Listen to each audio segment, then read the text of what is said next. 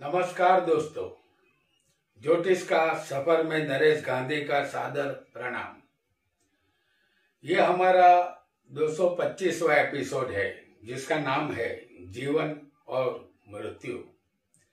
जी हाँ दोस्तों, हम इस पृथ्वी पर बाल अवस्था में जन्म लेते हैं, फिर कुमार बनते हैं, फिर हम बड़े होकर युवा अवस्था के हो जाते हैं। उसके बाद उम्र ढलते ढलते हम वृद्ध बन जाते हैं और फिर अंत में हमारी मृत्यु हो जाती है और हम मृत अवस्था को प्राप्त हो जाते हैं। ग्रहों की गोचर गति और महादशा, अंतरदशा या मारक ग्रहों की दशा या हमारा लग्नेश और अष्टमेश अथवा अष्टक वर्ग से हम जान सकते हैं कि हम कितने साल जिएंगे और हमारी मृत्यु कैसे और किन हालातों में होगी। ये ज्योतिष शास्त्र से सब ज्ञात हो सकता है।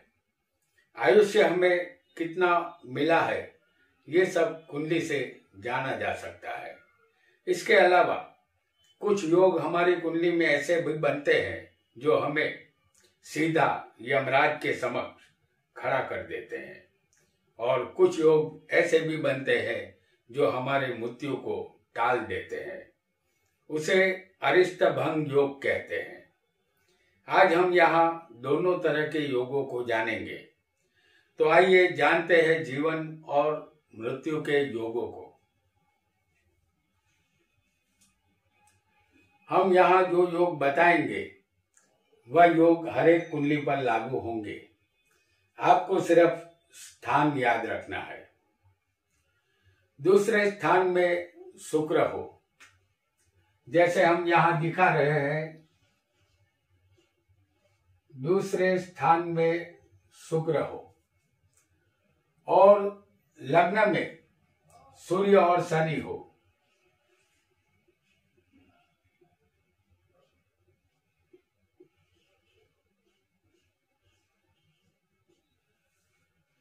दूसरे स्थान में शुक्र हो और लग्न में सूर्य और शनि हो और सातवें स्थान में चंद्र और मंगल हो। सातवां स्थान ये है। तो सातवें स्थान में चंद्र और मंगल होना जरूरी है। तो सातवें स्थान में चंद्र और मंगल हो, अगर ऐसा योग कुंडली में होगा तो जातक की मृत्यु का कारण कोई स्त्री बनती है। स्त्री के द्वारा मृत्यु यहाँ जातक को मिलती है, ऐसा हमें समझना होगा। यहाँ लग्न कोई भी हो सकता है। आइए एक और योग को जानेंगे। ये योग हम यहाँ आपको बताएंगे मेष लग्न की कुंडली में। ये मेष लग्न की कुंडली है। ये योग हर कुंडली पर लागू होगा। शनि मंगल सातवें पत्नी के स्थान में हो। सातवां स्थान ये है। शनि और मंगल सातवें स्थान में मौजूद होने चाहिए। यहाँ पर राशि आएगी वो तुला और सप्तमेश 6, 8, 12 में हो। जैसे हम सप्तमेश यहाँ कौन बनता है? शुक्र बनता है। तो ये शुक्र 6, 8, 12 में होना चाहिए।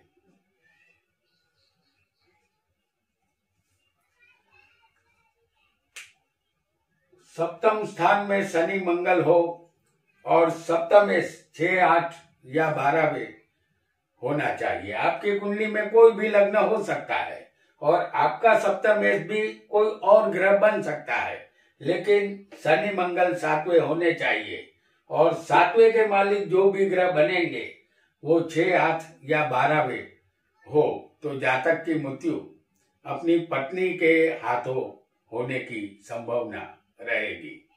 किसी वजह से पत्नी से या अन्य स्त्री से शत्रुता होती है। स्त्री मृत्यु का यहाँ कारण बनती है। आइए एक और योग को भी जान लेते हैं। यहाँ कोई भी लग्न हो सकता है।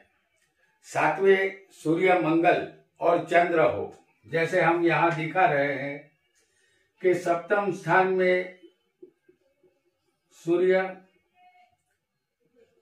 मंगल और चंद्र होने चाहिए। तो सूर्य, मंगल और चंद्र अगर सातवें हो तो जातक किसी दूसरे व्यक्ति की स्त्री के लिए अपने आप को खतरे में डालता है और मौत के दरवाजे पर दस्तक देता है और अपनी जान गंवाता है, ऐसा यहाँ समझना होगा। आइए एक और योग को भी जानेंगे। कोई भी लग्न यहाँ हो सकता है।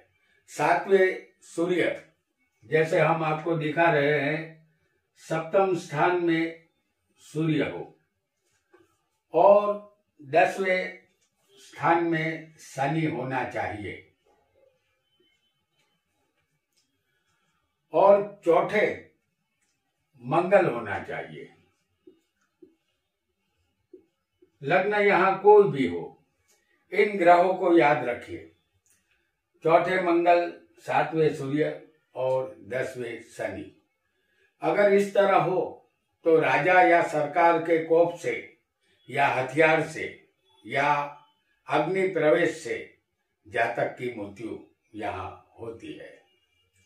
आइए आगे बढ़ते हैं और एक नए योग को जान लेते हैं। कोई भी लग्न यहाँ हो सकता है। सातवें राहु और मंगल हो, जैसे हम आपको दिखा रहे हैं, राहु और मंगल जो सातवें स्थान में होंगे और कोई भी केंद्र स्थान में हो, जैसे राहु सातवें हो और माफ कीजिएगा, यहाँ मंगल चौथे आएगा। राहु सातवें स्थान में होगा और मंगल चौथे स्थान में होगा। तो राहु सातवें है और मंगल चौथे हो, अगर ऐसा योग जातक की कुंडली में बनेगा तो जातक खुद अपनी मौत का कारण बनता है, क्योंकि ये मंगल की चौथी दृष्टि राहु पर है और राहु अचानक फल देने का काम करता है। तो ये मंगल और राहु का योग भी अचानक मृत्यु करवा देता है। आइए एक और योग को भी जानेंगे।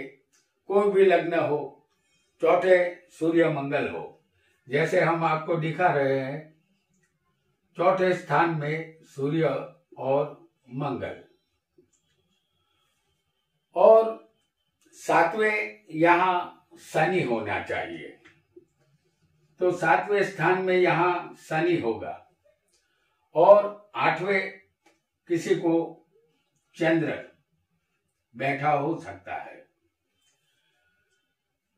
तो चौथे स्थान में सूर्य मंगल, सातवें शनि और आठवें चंद्र हो तो जातक के भोजन में कोई जहरीली चीज आ जाने से, फ्रूट पॉइजन से या जहरीले जंतु के काटने से जातक की मृत्यु हो जाती है।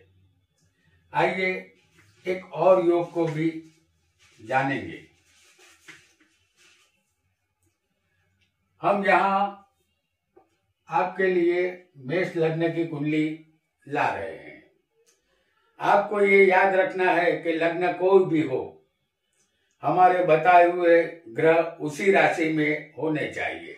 जैसे मेष में शनि, हम आपको यहाँ बता रहे हैं, मेष में शनि हो, तुला में मंगल हो। तुला राशि कहाँ आएगी? सप्तम स्थान में, और उसमें मंगल बैठा हो। और मकर या कुंभ राशि में चंद्र हो। मकर राशि यहाँ पर आएगी 10वें स्थान में और कुंभ राशि 11वें स्थान में आएगी। लेकिन इन दो में से किसी एक जगह पे मंगल होना चाहिए, चंद्र होना चाहिए। तो चंद्र किसी को यहां भी हो सकता है, किसी को यहां भी हो सकता है, लेकिन शनि और मंगल मेष राशि में शनि होना चाहिए और 7वें स्थान में मंगल होना चाहिए। ये शनि यहाँ पर नीच का है, क्योंकि मेष में ये नीच का बनता है। चंद्र यहाँ शत्रु के घर में होगा, क्योंकि चंद्र की शनि के साथ शत्रुता है। और मंगल भी अपने शत्रु के घर में, ये शुक्र का घर है, तो मंगल भी यहाँ शत्रु के घर में बैठा है। और ऐसा योग बनने पर, जैसे लग्न में शनि, 7वें मंगल और 10वें या 11वें किसी को भी चंद्र हो सकता है। अगर ऐसा योग हो तो जातक की मृत्यु शौचालय में होती है या किसी वॉशरूम में इस जातक की मृत्यु होती है। आइए एक और योग को भी जानेंगे। कोई भी लग्न हो, यहाँ 8वें मृत्यु के स्थान में शनि, राहु और मंगल, जैसे हम आपको दिखा रहे हैं 8वां स्थान मृत्यु का होता है। तो शनि, मंगल और राहु, ये 3 ग्रह 8वें स्थान में मौजूद होने चाहिए। अगर लग्न कोई भी हो, 8वें स्थान में अगर शनि, मंगल और राहु हो तो जातक की मृत्यु हथियार से होती है। जातक को हथियारों से यहाँ दूर रहना चाहिए। हमने आपको यहाँ मृत्यु के चंद योग बताए हैं। हालांकि ज्योतिष शास्त्र में मृत्यु के हजारों योग मौजूद है। अब मृत्यु के योग कैसे भंग होते हैं ये भी जानेंगे। इसे अरिष्ट भंग योग भी कहते हैं। आइए जानते हैं।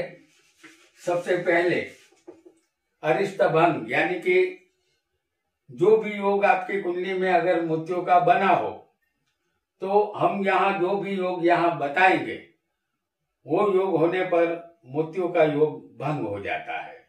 जैसे यहाँ कोई भी लग्न हो, बुध, गुरु, शुक्र केंद्र में होने चाहिए। जैसे गुरु 10वें स्थान में होगा। केंद्र स्थान किसे कहेंगे? पहला, चौथा, 7वां और 10वां, इसे केंद्र कहते हैं। तो गुरु यहाँ 10वें हो और बुध, शुक्र 7वें हो। जैसे हम यहाँ दिखा रहे हैं आपको कि बुध और शुक्र सप्तम स्थान में है। ये तीनों के तीनों शुभ ग्रह माने जाते हैं।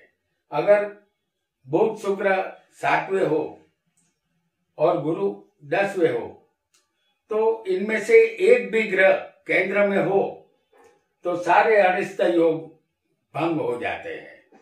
यानी ये योग सारे मृत्यु योगों का नाश करने वाला है। आइए आगे बढ़ेंगे और दूसरा अरिष्ट भंग योग भी हम जान लेते हैं। कोई भी लग्न यहाँ हो सकता है। गुरु यहाँ लग्न में हो, जैसे हम दिखा रहे हैं आपको, गुरु लग्न में है, तो गुरु लग्न में उच्च का होना चाहिए।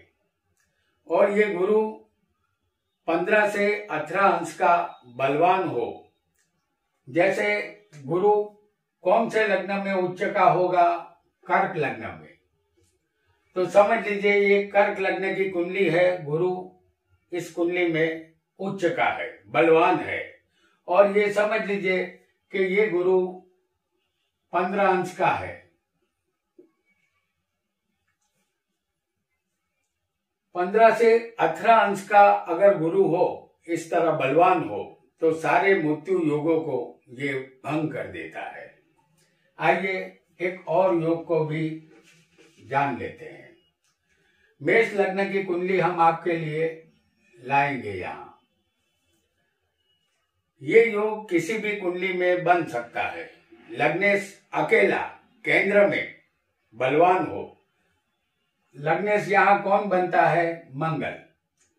तो यहाँ जो राशि आएगी वो मकर होगी और मंगल केंद्र में यहाँ पर उच्च का है, क्योंकि मकर राशि में मंगल उच्च का होता है।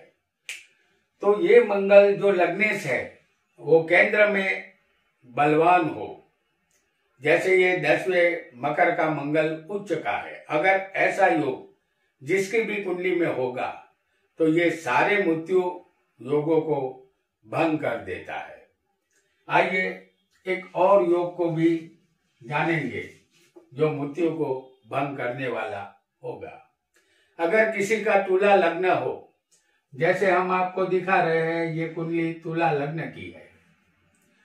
अगर किसी का तुला लग्न हो और इस लग्न में उसका जन्म हुआ हो और 12वें सूर्य बैठा हो, तो ये सूर्य कन्या राशि में होगा।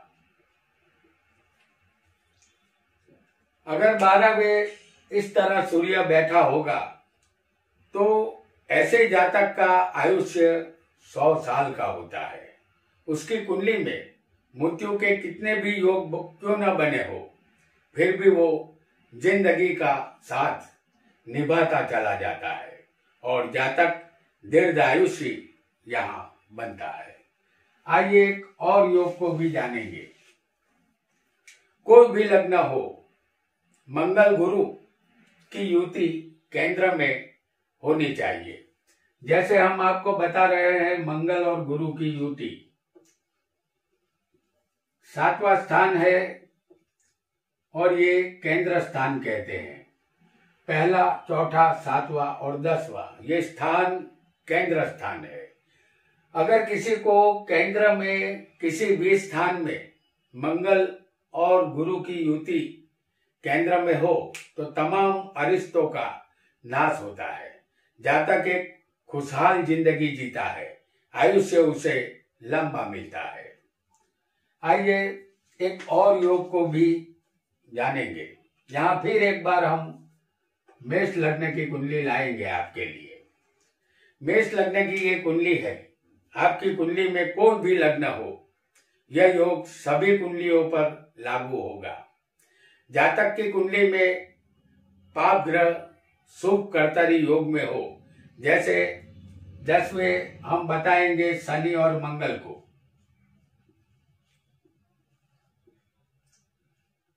ये शनि और मंगल मकर राशि में है। मकर में शनि स्वग्रही है और मंगल इस राशि में उच्च का होता है। तो 10वें शनि मंगल हो, उसके दोनों तरफ 9वें स्थान में, यानी इस तरफ 9वें स्थान में यहाँ गुरु होगा और 11वें स्थान में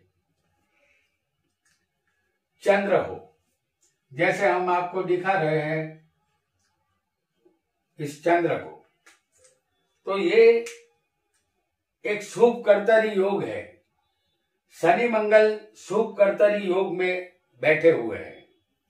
अगर ऐसा योग किसी भी स्थान में किसी भी जगह बनता हो और 2 पापी ग्रह अगर 2 शुभ ग्रहों के बीच में आ जाएंगे, या एक पापी ग्रह होगा और ये दोनों शुभ ग्रहों के बीच में अगर आ जाएंगे, तो ऐसा शुभ कर्तरी योग इसे कहा जाता है। ये योग किसी भी स्थान में बना होगा तो ये योग मृत्यु योगों को भंग कर देता है। तो दोस्तों, आज हमने कुछ मृत्यु के योगों के विषय में जानकारी प्राप्त की और मृत्यु योग कैसे भंग होता है इसे भी समझा। आज इतना ही। आपका बहुत बहुत धन्यवाद।